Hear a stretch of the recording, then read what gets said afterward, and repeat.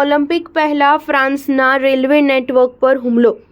Paris જતી 3 high speed railway line પર આગ લગાડી તોડફોડ કરી 8 લાખ લોકો સ્ટેશનમાં ફસાયા. ફ્રાન્સમાં ઓલિમ્પિકની ઓપનિંગ સેરેમનીથી લગભગ 10 કલાક પહેલા શુક્રવારે પેરિસમાં ટ્રેન નેટવર્ક પર હુમલો થયો છે. અનેક રેલવે લાઇન પર આગ લગાડવાની ઘટના સામે આવી છે. એક રિપોર્ટ પ્રમાણે પેરિસથી આવતી જતી અનેક ટ્રેનને રદ કરી દેવામાં આવી છે. અનેક ટ્રેન 90 મિનિટ મોડી ચાલી રહી છે.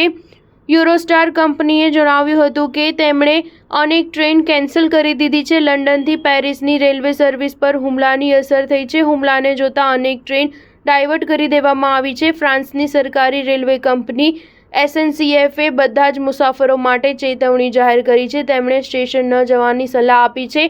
SNCF-એ જણાવ્યું કે હુમલાના કારણે 8 લાખ લોકો પ્રભાવિત થયા છે. તેમણે પોતાના સેંકડો કર્મચારીઓને ટ્રેન વ્યવસ્થા ઠીક કરવા માટે કામે લગાડી દીધા છે.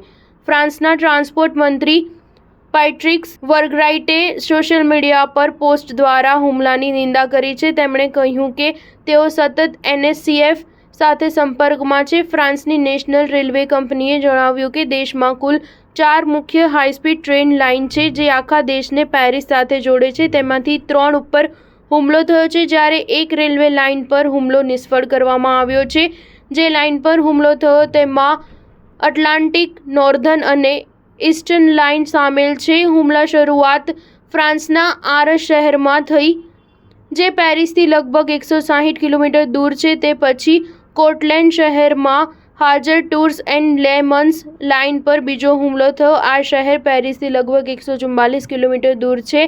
SNCF ચીફે કહ્યું કે અમારા રેલ નેટવર્ક અને ટ્રાફિકને રાત્રે રોકવાનો પ્રયાસ કરવામાં આવ્યો હતો. પેરિસના પશ્ચિમ, ઉત્તર અને પૂર્વમાં ચાલતી TGV લાઇન પર 3 જગ્યાએ આગની ઘટનાઓ બની.